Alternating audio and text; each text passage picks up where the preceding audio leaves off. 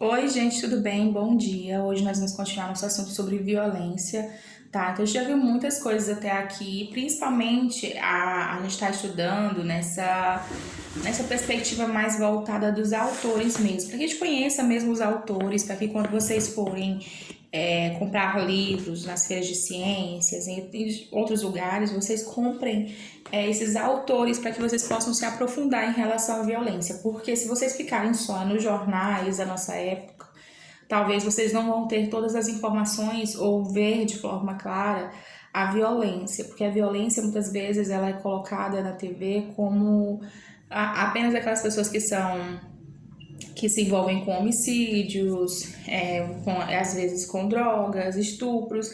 E aí, de acordo com alguns autores que nós já falamos, existem tipos de violência. As violências não são todas iguais, né? E todas elas geram problemas, né? Que a gente viu ali com o Zizek, e hoje nós vamos ver o Sérgio Adorno, que vai falar que esses tipos de violência geram a desigualdade social.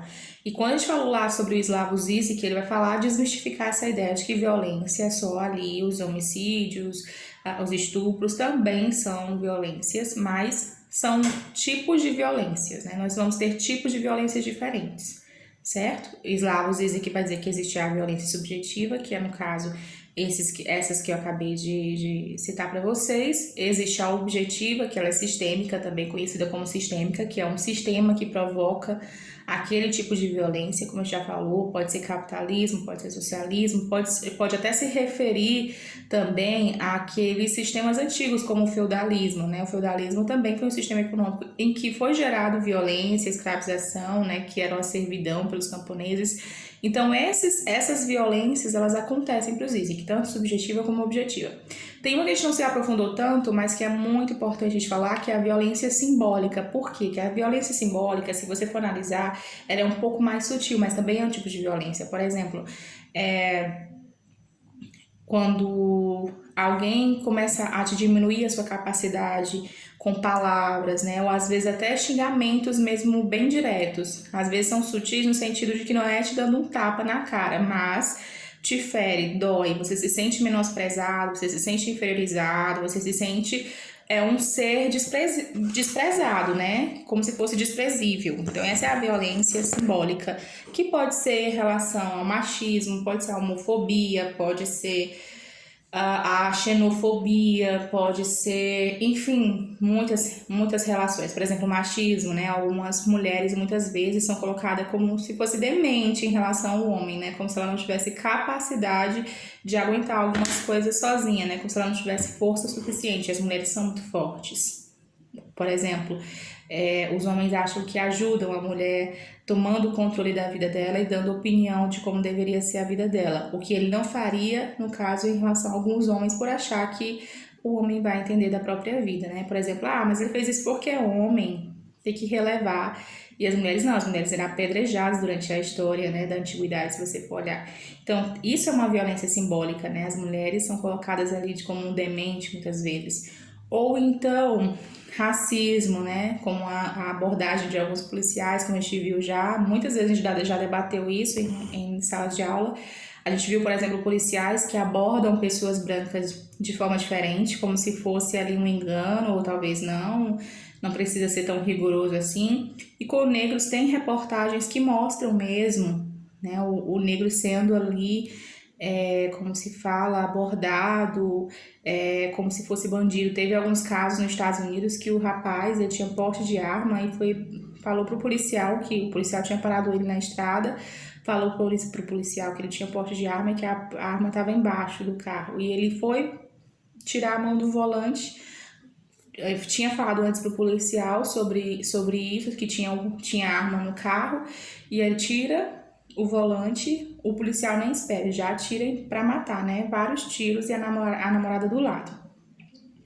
Outras situações também acontecem de policiais que foram gravados mesmo pela viatura, né? Como vocês devem saber, nas viaturas dos policiais sempre tem uma câmera registrando ali toda a movimentação daquele policial específico, de quem está naquela viatura. Várias vezes as viaturas elas pegam momentos, né? Momentos ali de discriminação. Existem muitos vídeos e um bem específico dizendo que o policial não atira em brancos, atira em negros para matar.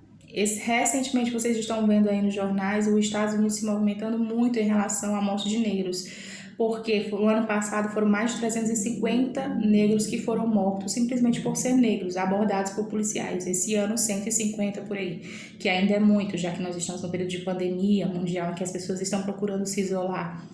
E até mesmo dentro do período de pandemia, algumas pessoas ainda sofrem essa violência dentro de casa, né? Por exemplo, aqui no Brasil nós já vimos casos de crianças negras que estavam em casa obedecendo a pandemia e que receberam um tiro da polícia por ser negro, tá? Numa região ali também que a segurança pública não é dada, porque é lugar de preto, como as favelas, né?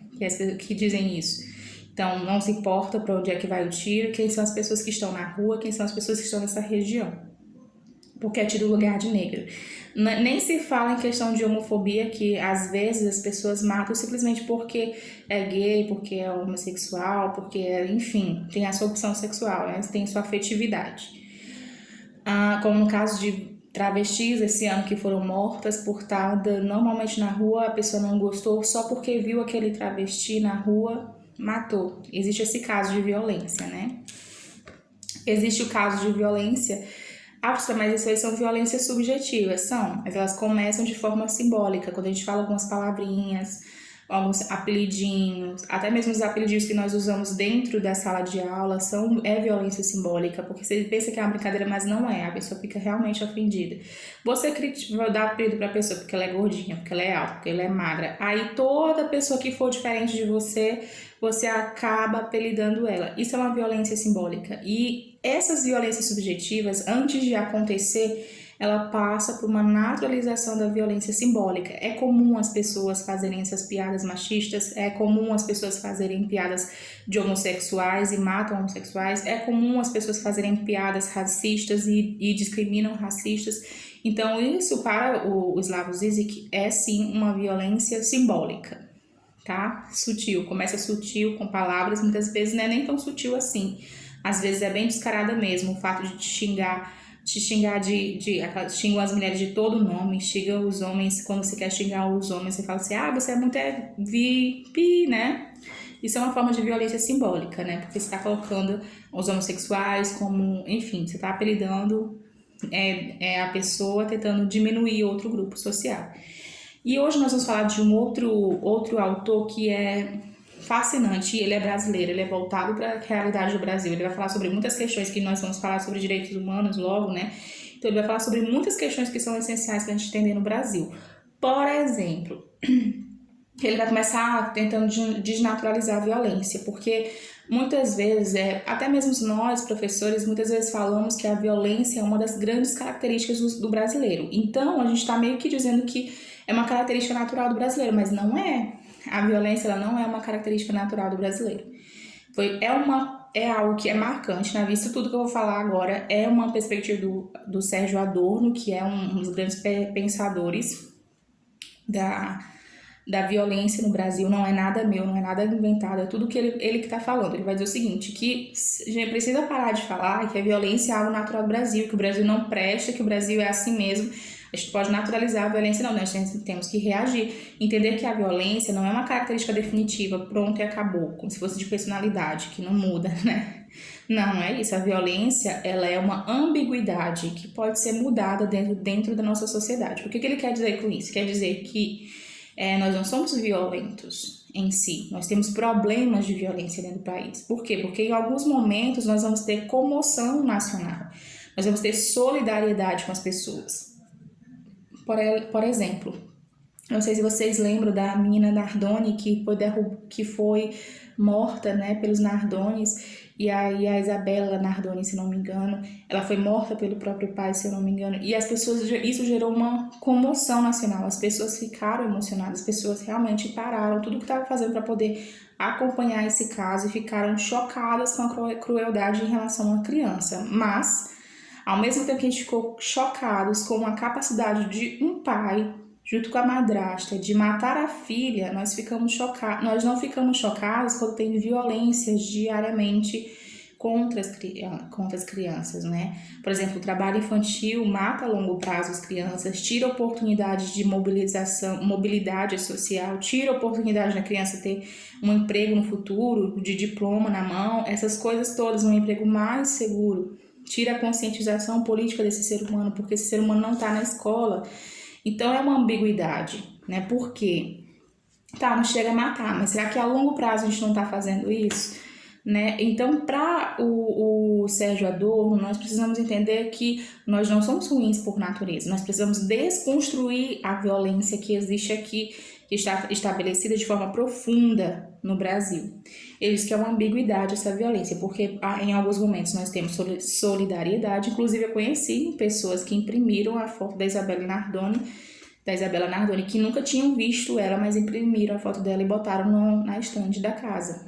Então, o que aconteceu aí? Aconteceu uma comoção nacional, uma solidariedade com a dor do outro, né? E é isso que nós precisamos ter, uma solidariedade com a dor do outro, começar a pensar no outro, porque quando a gente começa a pensar no outro também, estamos pensando na gente. Ah, quer dizer que isso é falta de amor próprio? Não, nossa sociedade está muito egoísta, falando muito de amor, sendo que a cada vez que passa só pensa em si mesmo e não vai procurar o amor em si. Porque o amor não é egoísta. Mas quando a gente fala assim, quando a gente fala do outro, não é você abandonar os teus sonhos, abandonar as tuas ideias e você deixar que outra pessoa te desrespeite. Você precisa receber respeito e também respeitar as pessoas. Para quê? Para que tenha uma situação de harmonia no ambiente. Porque se não tem uma situação de harmonia no ambiente, não tem paz. Nem para você, nem para o outro. Então, nós precisamos ter um ambiente de harmonia. Se você fofoca do outro, se você faz violência simbólica com o outro, se você faz violência subjetiva com o outro, ou você apoia a violência sistêmica, a violência objetiva, não tem como ter paz nem para você, nem para o outro. Uma situação que poderia ser bem mais harmoniosa é uma situação de inferno mesmo.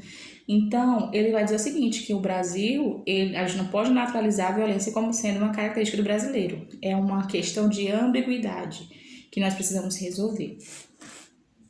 E aí ele fala também que é ambíguo, é contraditório, por quê? Porque o Brasil, muitas vezes, ele regulamenta, ele apoia situações de extrema violência, né? Violência inclusive com aqueles que a gente chama de bandido. Aquela frase, bandido bom é bandido morto. Muitas vezes a gente nem entende o contexto histórico sistêmico que levou aquela pessoa naquela situação, mas já quer morte dele, né? Muitas vezes a gente acha que o sistema que nós vivemos é perfeito e na verdade não é. Pessoas que têm poder se livram facilmente de uma acusação gravíssima. Pessoas que são pobres ficam tempos e anos aguardando julgamento dentro da prisão. Então isso é uma diferença enorme. Pessoas que são presas porque roubaram uma lata de leite e uma manteiga. E outras que roubam milhões. Simplesmente as pessoas ignoram esse crime. Então quem é que está na cadeia? A maior parte desses lugares super lotados são pessoas pobres que têm um contexto social para estar lá. Não estou dizendo que todas as pessoas são boas, mas a gente não pode aceitar, mesmo com a pior pessoa que existe no mundo, a violência, porque a violência não acaba com mais violência. Eu não estou ensinando ninguém com violência. Eu não estou ressocializando a pessoa com mais violência. Pelo contrário, né? Então, para o Adorno, isso aí é uma incoerência. E ele vai dizer ainda que a violência está enraizada na nossa história. Porque se você for pegar desde o começo da história, a história colonial do Brasil, você vai perceber o quê? Você vai perceber que antigamente as mulheres também eram violentadas. Os homossexuais eram violentados, existiam homossexuais, homens que ficavam com homens, primos que ficavam com primos escondidos, padres que ficavam com outros padres. Então isso existia, era uma realidade, né? Era uma realidade. E principalmente, quando eu falei muito sobre a violência com a mulher. Então, se você for pegar ali o período colonial, você vai ver também que existia violência contra a mulher, né? Tanto para a sinhá quanto a mulher escravizada. Se for colocar ali, comparar um pouco o sofrimento das duas, talvez, na verdade, com certeza, a da mulher escravizada era uma situação bem mais complexa. A sinhá, ela sofria porque ela precisava fazer o papel de mulher boa para casar, né? Não podia, olha, quando ela estava na idade de casar, que geralmente podia ser com os 13, 12 anos de idade, né, relativo em relação a isso, lá para o século XIX, 15, 18 anos, começa ali a ser a idade para casar, mais ou menos, Mas em algumas culturas e em algumas famílias, antes mesmo do século XIX, no século XVIII, mais ou menos, meninas de 12, de 13 anos casavam. Quem escolhia o casamento era o pai e a mãe. Não podia nem olhar para o noivo. A Sinhá poucas vezes ia para a cidade. A Sinhazinha poucas vezes saía do quarto, ficava aí no quarto. Por quê? Porque se alguém falasse dela, se ela ficasse mal falada, ela não casava. E mulher, para ser respeitada na época, ela precisava ser casada. Se ela ficasse solteirona, né, as pessoas começavam a ridicularizar ela. Então ela precisava casar logo, cedo. E essa mulher só era respeitada pelos homens, ela só não era agredida pelos homens se elas fossem casadas. Ou seja, você só tinha respeito se você fosse casada. Se você fosse solteira, você era um lixo social. Então ela tinha que casar cedo. Quando casavam, o esposo era escolhido pelos pais, então ela não via o esposo. Muitas vezes o esposo, ela tinha 12, 13 anos, o esposo tinha 40. Tudo bem, você casar com uma pessoa de 40 não tem problema, mas entre 12, a diferença de 12 a 40 anos, isso é pedofilia, isso não pode. É uma diferença enorme de idade. Você não tem felicidade nenhuma no casamento desse. Então, as meninas de 12, de 13 anos casavam com homens mais velhos, que não conheciam, que não eram doces, traíam ela, né? Machucavam ela, batiam nas mulheres. Se pelo menos abrisse a boca na hora errada, batia na mulher mesmo, batiam nelas. E ainda por cima, elas precisavam aguentar a traição dos maridos. Precisavam aguentar a traição dos maridos. Que podia ser como mulheres da rua, as prostitutas, que também tem uma história para as prostitutas estarem ali. Ou então podia ser uma mulher escravizada dentro da casa grande. A mulher escravizada, ela não escolheu a condição de escravização, mas muitas vezes elas eram estupradas pelos seus senhores. E quando a Sinhá descobria, muitas vezes ela arrancava os dentes. Tem alguns contos da Chica da Silva, né? Se vocês forem ver, muitas vezes a Sinhá, para poder manter o matrimônio, porque elas não podiam perder o matrimônio, porque senão elas eram jogadas para a rua, né? Os pais não iam pegar ela de volta, não iam querer voltar para dentro de casa, e na rua não tinha espaço para a mulher a não ser no prostíbulo. E para não entrar na prostituição, elas tinham que segurar o casamento. Para não ser largada pelo marido, elas começavam a judiar das escravizadas. Arrancavam os dentes delas, cortavam os cabelos, queimava a vagina, cortava os bicos dos peitos para que o Senhor não se interessasse por ela. Isso é um tipo de violência que a gente herdou. Uma violência que ultrapassa gerações. Violência que é tanto simbólica como subjetiva e sistêmica. Então essas questões aconteceram com crianças também, apesar da gente se sensibilizar muito em relação às crianças, mas acontece diariamente violência contra as crianças. Crianças mesmo que são espancadas por qualquer atitude que tem, né? Muitas crianças que estão em empregos que são desumanos. Crianças em que o estudo está ficando em segundo, em terceiro, em quarto, em quinto plano. Isso é uma violência contra a criança, né? Outra coisa que o Adorno vai falar é sobre a questão da autoridade, que ele vai dizer que alguns estudiosos que vieram antes dele falavam que o período da ditadura era um período em que a violência tinha aumentado e logo após a ditadura iria diminuir, que as coisas iam voltar ao normal com a democracia. Só que quando acabou a ditadura, acabou um tipo de violência que era sistêmica, mas continuou muito a violência simbólica, continuou muito a violência subjetiva e o próprio sistema encontrou uma outra forma de burlar a violência. Então, para Adorno, o que precisa acontecer é que a gente precisa se conscientizar que violência não é boa, porque a violência traz sofrimento, não só para o outro, mas para você. E também a violência ela divide as pessoas, causa uma desigualdade social. A violência causa que eu privilegio um grupo e o outro eu vou colocar todo o meu ódio, toda a minha raiva. A violência é capaz de fazer isso, segundo Adorno. Então, se há um problema de desigualdade social, então não é só um problema pessoal que uma pessoa tem que fazer, mas o próprio Estado precisa conscientizar as pessoas e fazer com que haja políticas públicas para a diminuição dessas violências, já que é uma questão de desigualdade social, é uma questão política. Desigualdade social não é natural, gente. Um pequeno grupo no país ter muito dinheiro, e não é só os artistas de uma determinada emissora, são políticos que são eleitos pela gente. Tem muito dinheiro, tem muitos privilégios.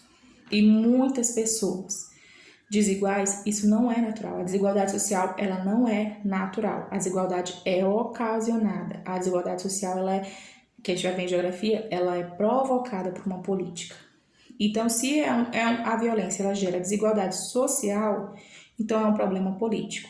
Então é um problema do Estado. O Estado tem que resolver com medidas públicas, com propostas públicas para diminuir a violência. E aí o Adorno, ele vai falar também que muitas vezes a gente confunde a repressão com prevenção. A violência, nós precisamos mudar nossas medidas de se relacionar com a violência. Porque muitas vezes a gente acha que nós vamos acabar com a violência com repressão. Repressão é só você enxugar. Ali é como se tivesse uma torneira aberta e para poder ali resolver o vazamento da água, a água que está saindo pela torneira, eu pegasse uma toalha e começasse a enxugar o chão. Isso é a repressão.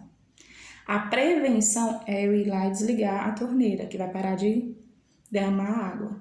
Agora imagine que a água é a violência. Então, se a água é violência, é melhor eu passar um paninho na água para enxugar ou eu fazer uma prevenção para que a água não ocorra mais e eu não precise mais enxugar. Pode até ter ali um pinguinho de água, mas eu vou enxugando ali um pouquinho. Se a torneira estiver fechada, eu consigo resolver. Da mesma forma é a violência. Se você fizer só a repressão, não vai resolver a causa da violência. A gente vai estar fazendo soluções que não vão ter funções, que não vai ter funcionalidade. Agora eu vou ser mais clara ainda. Existem, por exemplo, ele vai falar muito sobre presídios. Ele vai falar que os presídios no Brasil não resolvem a questão da violência. Nós achamos que para resolver a violência é só jogar alguém no presídio e pronto, acabou. Que se jogou no presídio agora vai resolver o problema. E na verdade, não. Só jogar as pessoas lá no presídio sem conseguir ressocializar elas de forma devida, a gente está só qualificando bandido, que a gente chama de bandido, né? Que são pessoas. Se a gente não aprender como resolver a questão de ressocialização, essas pessoas elas não vão voltar melhores para a sociedade, elas vão voltar piores. Então tem que matar todo mundo. Não é assim que funciona. Além disso ser uma falta de respeito, uma falta de empatia, é uma falta também de entendimento. Porque muitas pessoas que estão na cadeia, elas ainda nem receberam julgamentos, nem sabem se elas são certas ou se estão erradas. E você nem sabe também como é que foi julgado o processo dela. Porque uma pessoa que fica 10 anos na cadeia por causa de uma manteiga e outras que roubam milhares de dinheiro, milhões do governo, do básico das pessoas, simplesmente são passados no noticiário do jornal e todo mundo esquece no dia seguinte. Então, a gente precisa perceber por que essa situação está acontecendo. Só jogar as pessoas na cadeia não resolve. Pelo contrário, às vezes a pessoa é presa com um crime menor, entra na cadeia e lá na cadeia nós vamos ter facções. As facções elas estão tanto dentro dos nossos representantes políticos, quanto dentro da nossa sociedade com facções que realmente criminalizam a violência subjetiva. Entram com um crime, entre aspas, leve, um furto, um roubo, e aí são qualificados e quando saem da cadeia, eles voltam piores. Voltam de forma realmente, e não estou justificando aqui as coisas que eles fazem, mas a gente mesmo provoca isso, porque é uma péssima ressocialização que tem no presídio. Mas a única forma é ressocializar eles? A forma também é de prevenção, porque você só fazer presídios é uma forma de repressão, de enxugar paninho. Mas quando você cuida da prevenção, ou seja, cuidar para que essas pessoas não cheguem a ser criminosos, ir para o mundo do crime, é a forma de prevenção, que tem que começar com as crianças. Então tem que sim falar sobre desigualdade social, tem sim que falar sobre crimes dentro da escola, tem sim que falar sobre a questão da sexualidade para você não estar fazendo filhos que você não dá conta de manter, né? Tem sim que falar sobre um monte de coisas, sobre doenças que você pode pegar, e tem sim que falar sobre violência, para que você não haja com violência. Falar sobre violência é educar você para que você não seja uma pessoa violenta na nossa sociedade.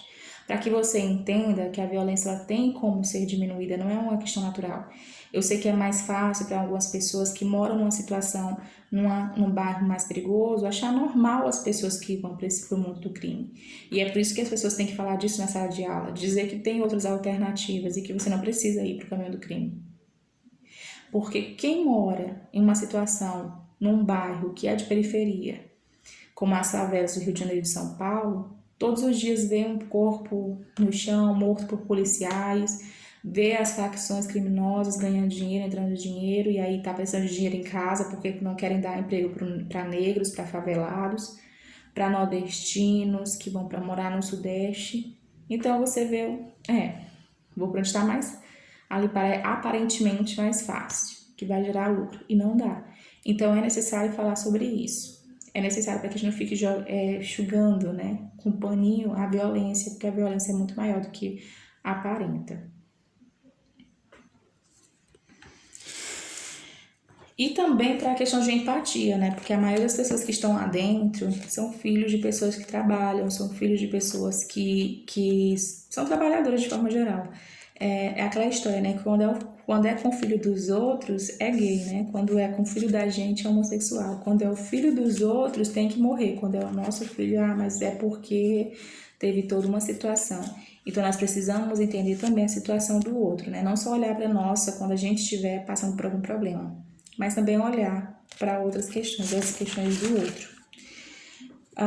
Ele vai falar sobre a questão do acesso a armas, mas não vai dar hoje. E ele vai falar uma coisa muito interessante, que ele vai falar o seguinte, que por que a violência aumenta a desigualdade social? Porque, na verdade, quando a gente naturaliza a violência, que tem que matar mesmo, que tem que bater mesmo, tem que botar na cadeia um regime para matar todo mundo, você tem que analisar essas pessoas que vão julgar, elas têm preconceitos? Porque se elas tiverem preconceitos, elas vão naturalizar, vão colocar como alvos determinados grupos. Determinados grupos vão ser alvos de violência. Por exemplo, se você colocar pena de morte num país que é racista, eles vão liberar as pessoas que são brancas e as pessoas negras vão receber as pessoas negras vão receber as penas de morte. Se você estiver num país onde pobres eles são tratados mesmo como objetos, eles vão ser presos com mais frequência do que as pessoas ricas, e é isso que acontece no Brasil. Se por acaso tiver um preconceito maior com o nordestino, esses vão ter menos chances de arranjar um emprego um emprego que seja um emprego mais, mesmo que a pessoa tenha um diploma na mão de uma determinada área, vão querer dar serviços gerais, que é um emprego digno, ou às vezes nem vai dar um emprego para a pessoa simplesmente porque a pessoa é nordestina. Será que ia ter o mesmo peso? Então, quando você coloca que naturaliza a violência simbólica, naturaliza a violência subjetiva, naturaliza a violência sistêmica, né? Você está naturalizando essas pessoas que já são alvos daquela sociedade. Só quem vai sofrer ali realmente as penas vai ser as pessoas que já são alvos de violência na cidade. Eu teria mais coisas para falar, tinha mais coisas para falar para vocês, mas eu vou ficar por aqui porque eu quero mostrar para vocês um vídeo sobre o abordamento dos policiais nos Estados Unidos, tá? Então fique aí com o vídeo, não saia, veja jeitinho e até a próxima aula.